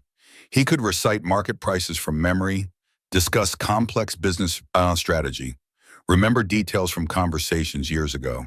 His mind was as clear as mine. Blackwood cross-examined aggressively, trying to suggest that Jake was biased because he wanted to keep his job under the new owner. But Jake held firm, his testimony unwavering. Next, Abigail called each of the other 5 ranch foremen, Thomas Weber, Miguel Santos, Henry Blackstone, Josiah Chen, and Frank O'Malley. Each told the same story. William Caldwell had been mentally sharp until the day he was shot. None had seen any evidence of dementia or confusion. The testimony was strong, but Samuel could see the jury was still uncertain. Dr. Shaw's testimony had planted seeds of doubt that would be hard to overcome. As the day drew to a close, Judge Thornton announced that court would resume the following Monday, giving both sides time to prepare their closing arguments. That weekend felt like the longest of Samuel's life. Sunday afternoon, Samuel was sitting in the Rocking Star's main office, staring at William's desk, when Jake burst in with a telegram in his hand. His face was flushed with excitement. Malone found something, Jake said breathlessly. Read this. Samuel took the telegram and read, Dr. Cornelius Shaw does not exist. Stop. Real name Cornelius Grant. Stop. Failed actor from San Francisco. Stop. No medical training. Stop. Found telegram from Catherine Whitmore. Offering $500 for false testimony. Stop bringing evidence to Laramie. Stop. Arrive Monday morning. Stop, Malone. Samuel looked up, hardly daring to believe it. She hired a fake doctor. Jake grinned and, better than that, we have proof she hired him. This is it, Samuel. This is what we need to destroy her case. Samuel felt hope surge through him for the first time in days. Get this to Abigail immediately. That night, Abigail came to the ranch with Patrick Malone, a wiry man in his 40s with sharp eyes and a no-nonsense manner. He laid out his findings on William's desk. Cornelius Grant was an actor in San Francisco until 6 months ago when he was fired from a theater company for drinking, Malone explained. He has been drifting since then, picking up money however he can. Catherine Whitmore found him through an associate and paid him to play the role of a doctor. Malone produced a telegram, the paper slightly crumpled, but the words clear. This was sent from Catherine Whitmore in Denver to Cornelius Grant in Cheyenne on December 10th. It reads, proceed as discussed, $500 on completion. Another $300 if successful in court. That is evidence of conspiracy to commit fraud, Abigail said, her eyes gleaming. This changes everything. There is more, Malone continued. I checked with the University of Pennsylvania Medical School. No Cornelius Shaw or Cornelius Grant ever attended. I have an affidavit from the registrar. Abigail was already making notes. This is perfect. Tomorrow, we recall Shaw to the stand and destroy him.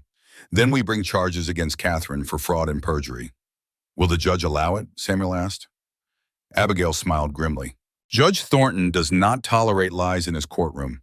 He will allow it, and he will be furious. When court reconvened Monday morning, the atmosphere was different.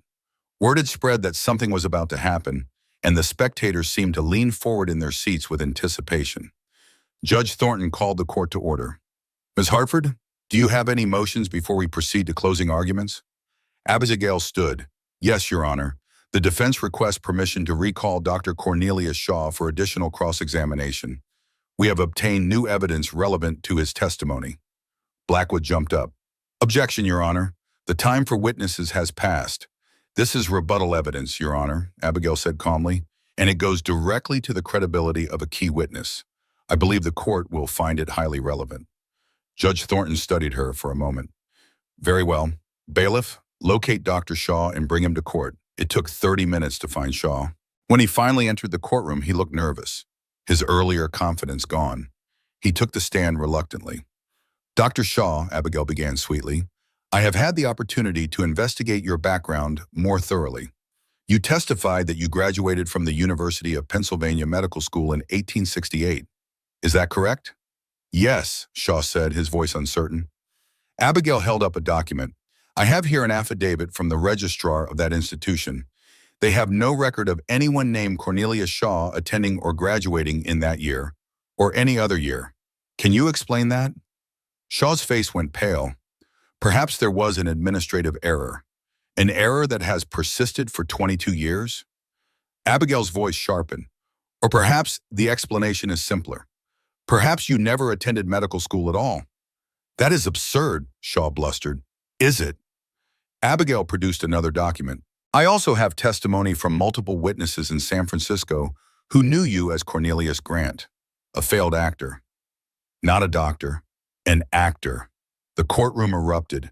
Judge Thornton banged his gavel for silence. And finally, Abigail said, raising her voice over the commotion, I have this telegram sent from Catherine Whitmore to Cornelius Grant, arranging payment for false testimony in this case. She handed the telegram to the judge. Thornton read it, his face darkening with anger. Mr. Shaw or Mr. Grant, or whatever your real name is, the judge said coldly, you are under arrest for perjury. Bailiff, take him into custody. As Shaw was led away protesting, the courtroom descended into chaos. Catherine Whitmore had gone white as a sheet. Blackwood was on his feet, trying to speak, but no one could hear him over the noise. Order, Judge Thornton roared, slamming his gavel repeatedly. I will have order in this court. Gradually, the room quieted. The judge turned his fierce gaze on Catherine. Mrs. Whitmore, you will stand. Catherine rose shakily, supported by her son Richard, who looked terrified. You have attempted to suborn perjury in my courtroom, Thornton said, his voice icy with fury. You have wasted this court's time with fabricated evidence and false witnesses. Your conduct is not only illegal, it is morally reprehensible." He paused, letting his words sink in. "However, before I rule on the criminal charges, I want to hear the rest of this case. Mr. Blackwood, do you have any other witnesses who are actually real doctors?" Blackwood looked like he wanted to sink through the floor. "No, Your Honor. The plaintiff rests. Ms. Hartford?" Abigail stood, radiating confidence now. "The defense calls Samuel Hayes." Samuel took the stand, his heart pounding. Abigail led him through the story again, but this time focusing on the details. William's lucidity during their conversations, his clear instructions about the will, his specific reasons for disinheriting Catherine. Then Abigail asked the question Samuel had been dreading. "Mr. Hayes, you were once known as a gunfighter in Dodge City. Is that correct?" "Yes, ma'am," Samuel said quietly. "And you were involved in a shooting that resulted in the death of an innocent man named Henry Watson. Correct?" Samuel's throat tightened. "Yes, ma'am, that is true." "Tell the court about that," Abigail said gently. Samuel took a deep breath and told the story. All of it. The gunfight, the accident, Henry Watson's death, the guilt that had consumed him, his 7 years of self-imposed exile trying to atone. When he finished, the courtroom was silent. Some faces showed sympathy, others judgment, but most showed understanding. "And William Caldwell knew about this?" Abigail asked. "Yes. He told me that Henry Watson had been his friend and that Henry had forgiven me before he died. William gave me that forgiveness, that peace in my darkest hour." Abigail nodded. "So when William Caldwell chose you to inherit his estate, he did so knowing your full history. He chose you not despite your past, but because of how you responded to it, because you sought redemption rather than making excuses." "Yes, ma'am. No further questions." Blackwood's cross-examination was brutal. He hammered at Samuel's past, trying to paint him as a violent opportunist. But Samuel answered every question honestly, never flinching, never making excuses. When it was over, Judge Thornton called for closing arguments. Blackwood did his best, but his case had been gutted by the exposure of Shaw as a fraud. He argued about family bonds and blood ties, but his words rang hollow. Then Abigail stood for her closing. "Your Honor, members of the jury," she began, "this case is not complicated. William Caldwell was a wise man who made a clear choice. He chose to leave his life's work not to a sister who had betrayed his trust and hired criminals to testify falsely, but to a man who showed him kindness in his final hours." She walked to stand beside Samuel. "Samuel Hayes is not perfect. He has made mistakes, serious ones, but he has also done something rare and admirable. He has taken responsibility for those mistakes and worked to become a better man. That is the kind of person William Caldwell wanted to protect his legacy. Not someone who sees the land and workers as mere assets to be exploited, but someone who understands their value as human beings and communities." Abigail turned to face the jury directly. "The law is clear. A man has the right to leave his property to whomever he chooses, for whatever reasons he deems fit. William Caldwell exercised that right. He did so lucidly, deliberately, and legally. To overturn his clearly expressed wishes because we do not like his choice would be to deny him the basic rights we all cherish." She paused, then concluded quietly. "I ask you to honor William Caldwell's wishes. I ask you to affirm that redemption is possible, that character matters more than blood, and that justice means respecting the decisions of the deceased. Thank you." She sat down. The courtroom was utterly silent. Judge Thornton looked at the documents before him, then at Catherine, then at Samuel. Finally, he spoke. "I do not need a jury to decide this case. The evidence is overwhelming. The will submitted by Samuel Hayes is clearly valid. It was written by William Caldwell in his own hand, signed and sealed properly. The testimony against Mr. Caldwell's mental competence has been exposed as fraudulent." Catherine gasped. Richard put his arm around her. "Furthermore," Thornton continued, "Mrs. Whitmore has attempted to perpetrate a fraud upon this court. She will face criminal charges for conspiracy to commit perjury. As for the will contest, I rule in favor of the defendant." He banged his gavel. "Samuel Hayes is the legal heir to the estate of William Thornton Caldwell." This court is adjourned. The courtroom exploded with noise. People were shouting, cheering, arguing. Samuel sat frozen, barely able to process what had happened. Jake clapped him on the back, laughing. Abigail smiled with quiet satisfaction. Across the aisle, Catherine sat with her face in her hands, weeping. Richard looked lost and frightened. Samuel stood and walked over to them. Catherine looked up, her face streaked with tears, hatred and despair warring in her eyes.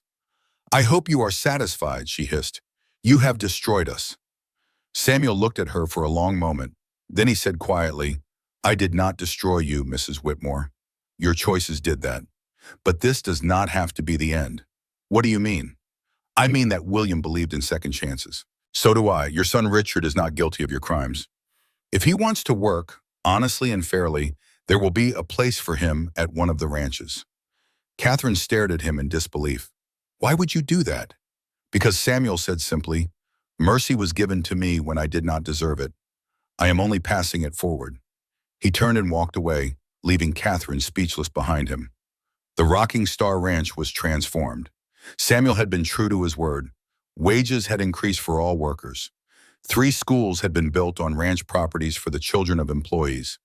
A medical fund had been established so families could see Dr. Chen without fear of bankruptcy. The changes had an immediate effect. Productivity increased as workers felt valued and secure. The quality of the cattle improved. The ranches operated more smoothly than they had in years. Samuel had also begun learning the business in earnest. Jake and the other foremen taught him everything: how to read market reports from the Chicago stockyards, how to negotiate with the Union Pacific Railroad for shipping rates, how to manage finances, plan for droughts, deal with disputes between neighboring ranchers. Samuel proved to be a quick study. He had a natural head for organization and a fairness in dealing with people that reminded everyone of William Caldwell himself. One warm July evening, Samuel was standing on the porch of the main house when he saw a wagon approaching. As it drew closer, he recognized the driver, Elizabeth Morgan, the school teacher he had hired to run the new school at Rocking Star. Elizabeth was 29 years old, a widow from Boston who had come west seeking a fresh start after her husband died of tuberculosis.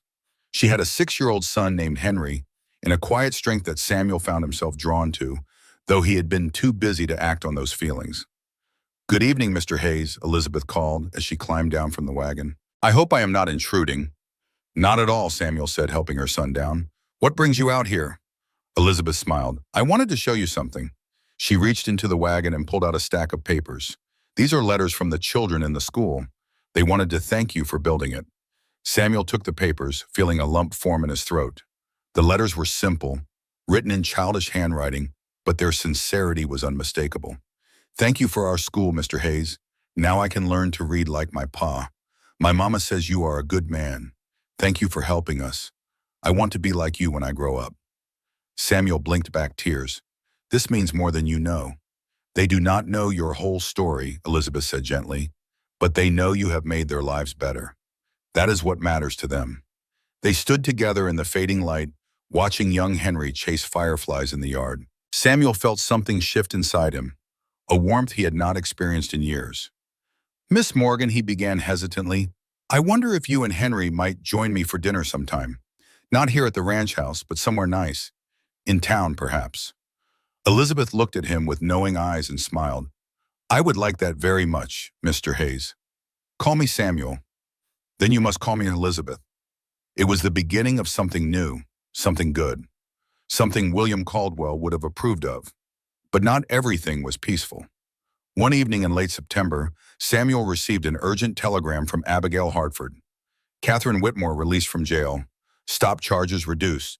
Stop warned. She may seek revenge. Stop, be careful. Stop, Hartford." Samuel showed the telegram to Jake, who frowned. "She only served 3 months. I thought she would get at least a year." "Money buys lighter sentences," Samuel said grimly. "We need to be vigilant."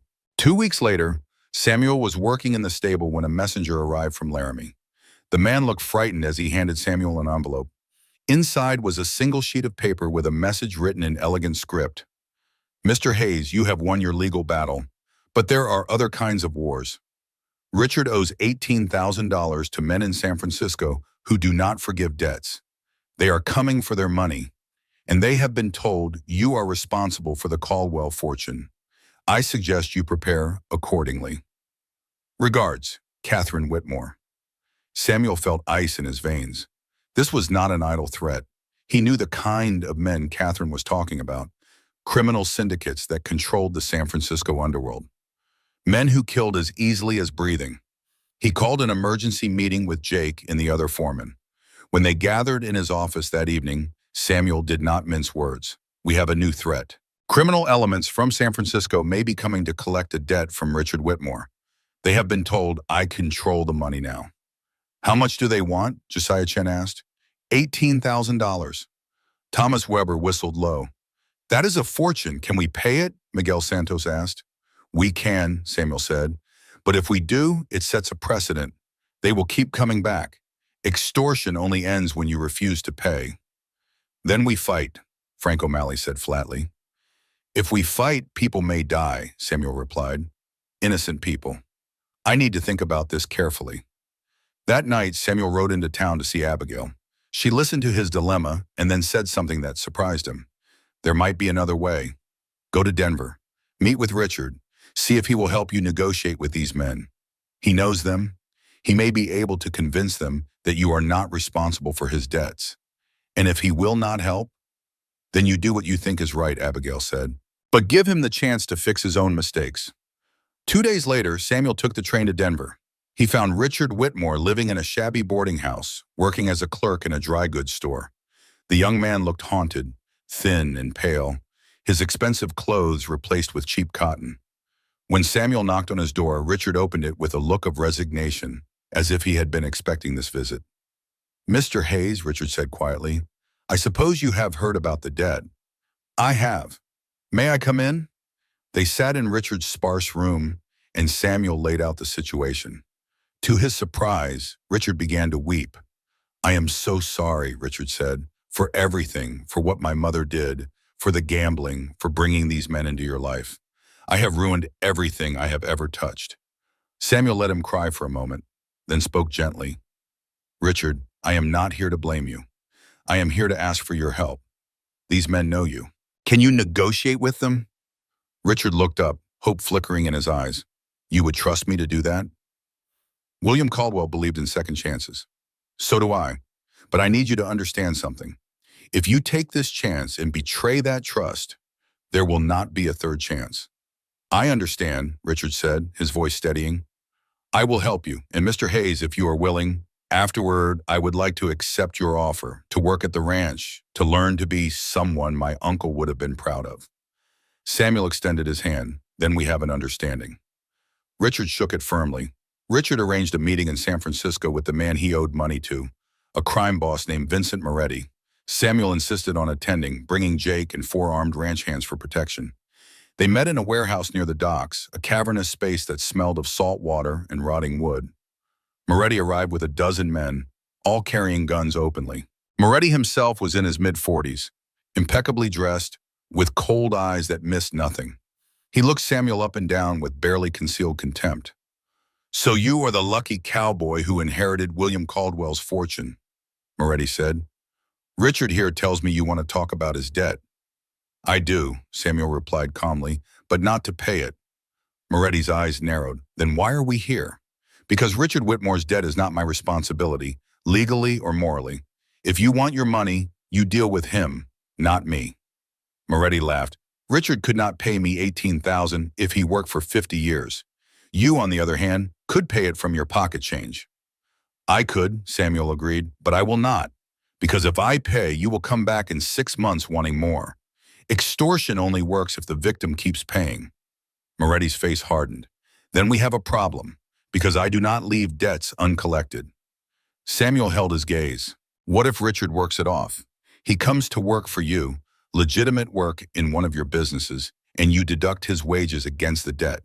At, say, $100 a month, he will have it paid off in 15 years. Moretti considered this. And you guarantee he will not run? I guarantee it, Samuel said.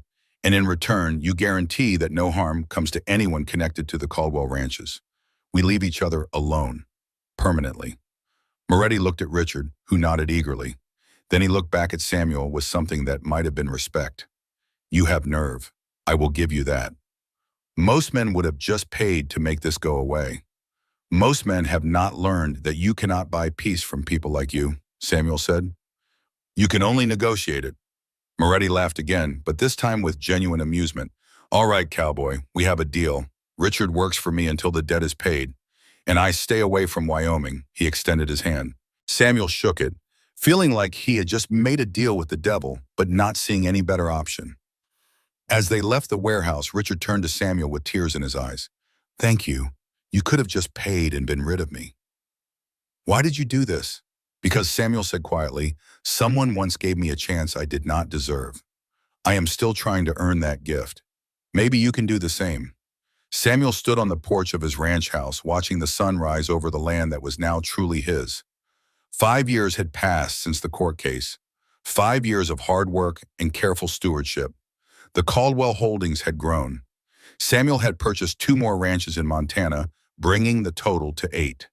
The schools had multiplied, now numbering 6 across the properties. A small hospital had been built near the Rocking Star, staffed by Dr. Chen and 2 other physicians. More importantly, the community had thrived. Workers' families had stability and hope. Children were learning to read and write.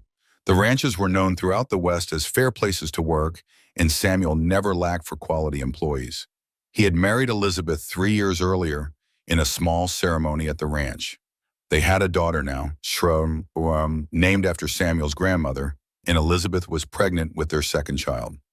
Young Henry, now 11, had taken to ranch life with enthusiasm and called Samuel Pa without hesitation.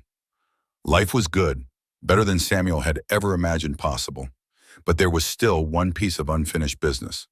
A letter had arrived yesterday from Catherine Whitmore, the first communication he had received from her in 4 years. Samuel unfolded it now and read it again. Dear Mr. Hayes, I am writing from my home in Denver, where I live quietly on the small pension my late husband left me. I am an old woman now, my health failing, and I find myself reflecting on my life and my choices. I owe you an apology.